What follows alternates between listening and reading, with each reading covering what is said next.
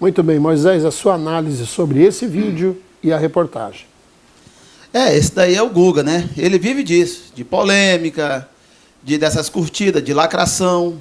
Foi demitido da Jovem Pan. É isso. Ele vive de arrancar esses minutinhos, diz que foi agredido. Olha lá o vídeo. Já que você vê a agressão, aí foi um repórter, foi fazer uma matéria lá quando estava nos presidenciáveis, foi agredido pela turma do PT, pela turma de esquerda. Esse sim, teve o celular quebrado ao vivo. E aí a imprensa toda, a mídia toda caladíssima. Agora esse daí já apareceu em todos os jornais, está em todos os lugares, falando de agressão. Sabe? Vive da lacração, vive atrás disso daí, é um holofote, ele sempre procurou, se joga, ele cai no buraco para poder dizer que é vítima. Mas isso é perfil deles, viu, pessoal? Isso é perfil deles. Eles tentam a lacração, tentam arrumar aí um meio para bombar nas redes sociais. Não importa se é de maneira negativa, não importa se é com polêmica. Você vê que foi uma discussão. Eles já têm treta pelo Twitter, vive de treta. Ele ataca o Bolsonaro, ele vive dessas tretas. É um jornalista, como é que a gente pode chamar? Aquele jornalista das profundezas, pronto. Aquela pessoa das profundezas, que não faz um jornalismo sério, que não contribui para o Brasil, que não contribui para a imprensa brasileira. O que esse sujeito traz de bom, esse tal de Guga Nublar? O que ele alimenta uma pessoa que quer uma informação verdadeira, uma informação que entra num Twitter, que entra numa página do YouTube, em algum lugar, e diz assim, hoje eu vou me informar, eu vou atrás de uma matéria séria. Não tem nada. O que tem é isso aí dele aí, tentando se vitimizar, que isso é intrínseco deles, vive se vitimizando, e não serve e não coopera com o jornalismo brasileiro. Chico Holanda, você que está em cima da terra e não das profundezas, seu comentário, por favor. Bem, realmente, concordei contigo, Cícero, agora. Bem, já, só por ser da Globo, tá, já diz tudo. Tá, já diz tudo. Tá. Quando foi que você viu a Globo não atacar a direita, tá, nesses últimos anos nesse país? Tá? Isso é o papel da Globo. E hoje, muitos desses jornalistas falam o que querem, e aí quando ouve o que não quer, fica aí todo nesse mimimi. Ontem mesmo eu assistindo dois técnicos de futebol, o do Corinthians, tá, desabafando, e o do Botafogo, tá, um canal da Bandeirante. Depois também foi bem sensato que jornalista em dizer o seguinte: infelizmente hoje tem muito jornalista crítico que põe a pessoa no fundo, lá embaixo, tá? Isso falando realmente dos técnicos no Brasil, que perde 2, 3 partidas, já vem aquela pressão da imprensa, ser contada a própria torcida, para trocar. E não é diferente esse cidadão aí. Tá? Esse cidadão, ele vive parecendo, existe parte, veja só, não vamos generalizar, parte da imprensa, tá? Principalmente ligado a alguns canais, tá?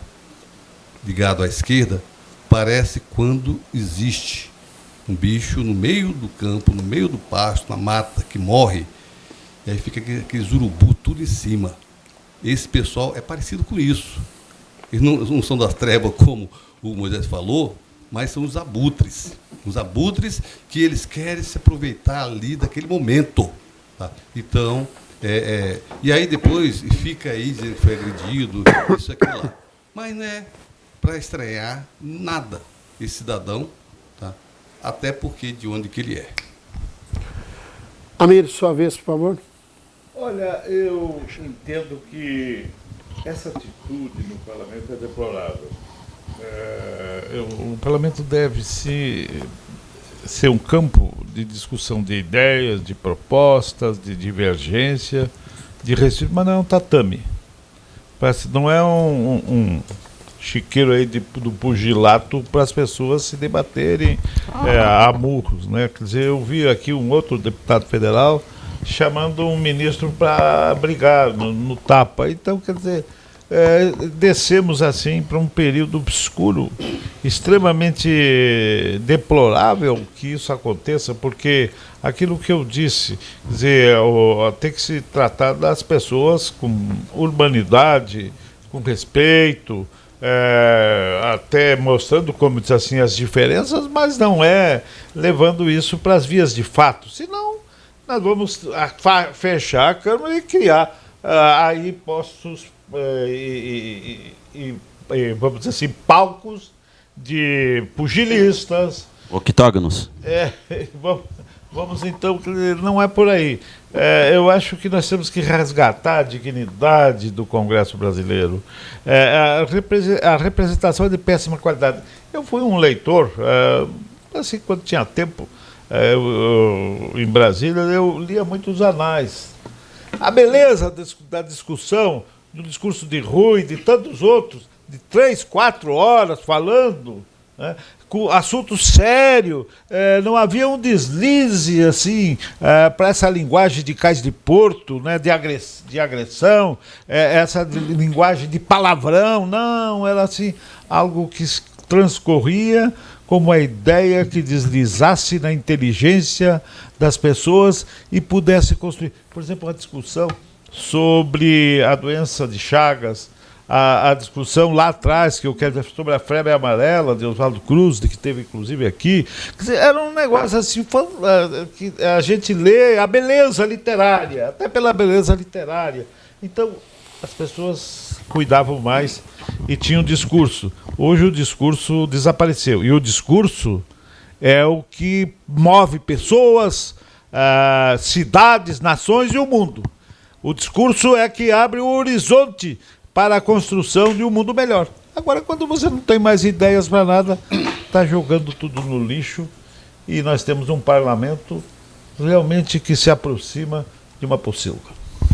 Muito bem, Alexandre, sua vez. Eu, mais uma vez, ratifico aquele comentário que eu fiz do nível do nosso parlamento. O parlamento, na minha modesta concepção, né, e é muito próximo do que o senador falou, é um campo de debate democrático, onde é permitido o antagonismo. Agora tem que haver o respeito. Por outro lado também, alguns membros da imprensa se acham mais importantes que Deus. Também tem que respeitar para ser respeitado.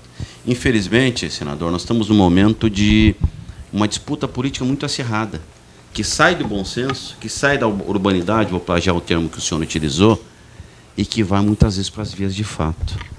Eu, infelizmente, não acredito numa pacificação do Brasil no curto e no médio prazo. Cada vez está sendo mais acirrado. Isso é ruim. Imagine nós aqui, discordamos de colegas que estão aqui, hoje temos uma composição na bancada. Mas não vamos, às vezes, de fato. Mas não vamos, não vamos. A discordância no campo ideológico. Saímos daqui nos cumprimentando, nos encontramos em outros ambientes da mesma forma cordial. É isso que precisa. É discordar, sim, mas com respeito. Violência gera violência e não leva a nada. Tem que haver, sim, uma postura dos parlamentares, que a maioria não tem.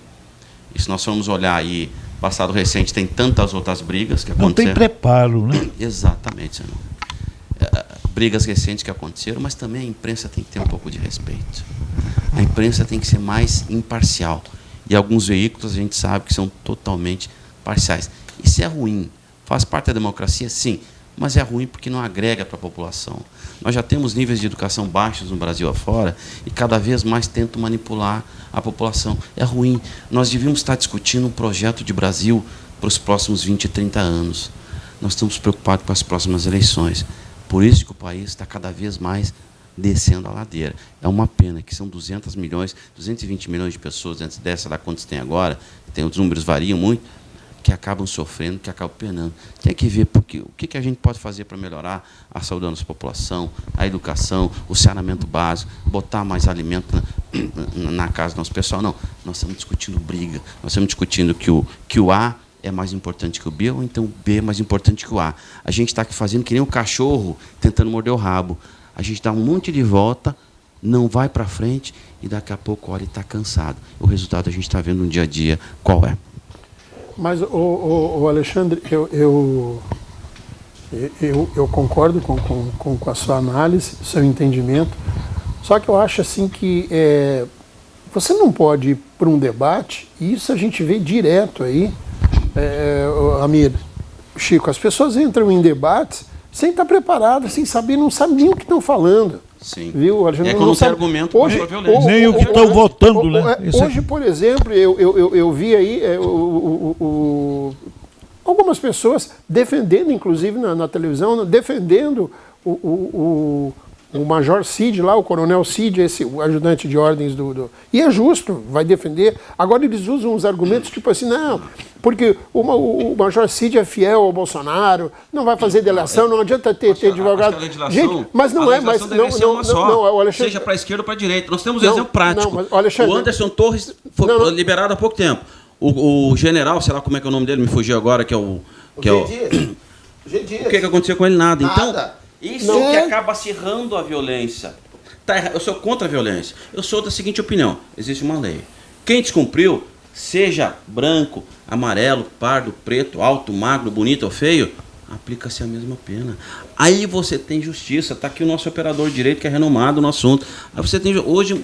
Dependendo de qual ideologia que é o infrator, ele tem um tratamento diferente. Está livre, tem passe livre. Só acirra a violência. O doutor Miranda falou bem, o pessoal não está preparado. O pessoal não está preparado. E sabe o que é pior de tudo? Quem elege esse pessoal que não está preparado é a população, a sociedade, da qual nós fazemos parte. Mas é justamente isso que eu quero dizer, Alexandre. Só um pouquinho, eu vou dar 30 segundos aí para você. Sobre essa questão do preparo, é justamente isso. Hoje na televisão falando, porque o Major Cid, o Coronel Cid lá, o ajudante de ordens do Bolsonaro, ele é fiel, ele é confiável, não vai delatar nada. Gente, não é mais fácil dizer que não tem nada para delatar do que dizer que ele é fiel ao Bolsonaro? Não é mais fácil mais inteligente. Não é mais fácil fazer isso, Amir. Dizer assim, não vai ter delação porque não tem o que delatar. Mas eles preferem, porque é amigo do Bolsonaro, é fiel. E a falta... E a falta de... É culpa de uma baixa qualidade que nós temos dos nossos legisladores. Então, falta de conhecimento, falta de saber o que vai dizer, aí vem a público falar qualquer bobagem. 30 segundos, exatamente, nós estamos vivendo esse tempo assim, no escuro, de extrema e perversa escuridão. Eu lembro de Bruegel, um pintor lá séculos atrás, que ele pintou um quadro assim, Os Cegos. Mas é uma alegoria. Não tem nada com os deficientes visuais. É uma alegoria que nós somos conduzidos por cegos, quer dizer, no sentido de quem não vê nada, de quem não vê o horizonte da felicidade do povo, de quem não vê o caminho correto para avançar para o bem-estar de todos. Isso é a pior deficiência que nós temos hoje dos nossos governantes, que andam no escuro, não sabendo onde estão, como se fossem realmente deficientes visuais. Mas são deficientes visuais da alma, do espírito, da inteligência. Essas pessoas que nos governam. É isso aí. A fala do senhor presidente da República no evento do Ceará é um exemplo. Porque o Bolsonaro está escondido, está embaixo da... É desnecessário falar isso, entendeu? Desnecessário falar uma bobagem dessa. 30 segundos, Moisés. Cícero, ainda dentro dessa linha de raciocínio, eu vejo lá o André Janones postando, dizendo o seguinte: Bolsonaro está, nesse momento, na carceragem da Polícia Federal, se tremendo todo e chorando. Sim, mas, Moisés, é por isso. Sabe por que esse povo tem clique? Aí, porque tem gente que dá voz a isso.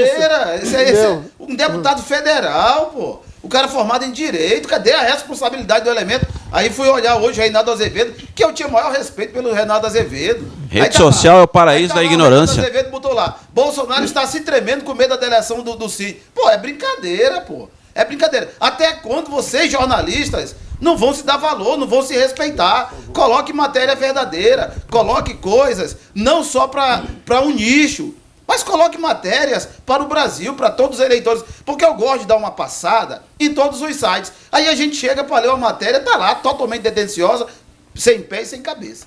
Muito bem, olha, você pediu, vai lá, 30 segundos, eu achei que eu tenho que chamar o intervalo. Eu vejo o seguinte, vou aqui concordar com o Cícero, com o Amir, com todos aqui. O que nós precisamos era que tivesse, quem é o líder principal de um país? O presidente. Mais o presidente da Câmara, o presidente do Senado, o presidente do STF. Eu acho que era momento de pacificação desse país. Era momento exatamente de baixar, ou seja, a eleição passou, já ganhou, tomou posse. Vamos pensar para frente, vamos chamar toda a classe política para um bem melhor da sociedade, da nação. Tá? Mas, infelizmente, quando fica o líder maior do país atirando pelo retrovisor, olhando para trás, ou seja, sem buscar unificar, tá? Unificar um país, ou seja, eu tenho a certeza que se fosse um outro tipo de discurso, tá? Até a oposição baixaria a guarda, baixaria esse revanchismo, essa guerra, esse ódio que está. A gente vê o presidente falando da maneira de ódio, inclusive a gente vê que a voz dele está cada vez mais rouca. Tá? Sabemos realmente da doença que ele tem, e isso é terrível. Isso é terrível para tudo, inclusive para ele, como ser humano, como pessoa. Muito bem. A falta de despreparo, né, e principalmente de quem está na vida pública, é impressionante. Dia desses aqui, eu vi aqui na nossa capital, Amir, pessoas ligadas à agricultura, gente que mexe com boi, que deveria saber, dizendo que, falando sobre a vaca louca, aí dizendo não, que a bactéria destrói o animal, papapá, né, é isso aí. Aí o outro falando, e um outro momento falando que era um fungo, que não é nenhum dos dois, você sabia? Eu não estou entendido. Não é nenhum dos dois. Não é nem bactéria, nem fungo que provoca. É uma proteína. É uma proteína. Chamada prion. Uma proteína chamada prion. Então, assim, pô, mas você é fazendeiro? Não, eu não sou fazendeiro. Mas eu sou obrigado a me informar, enfim, por conta disso, por conta do que eu faço. Senador, imagina os bons tempos ouvindo um discurso entusiasmado do senador Pedro Simon. Do Brossard. Paulo também, Brossard. também. Depois a gente, nós somos pro saudosismo aqui, nós vamos até 2h da manhã.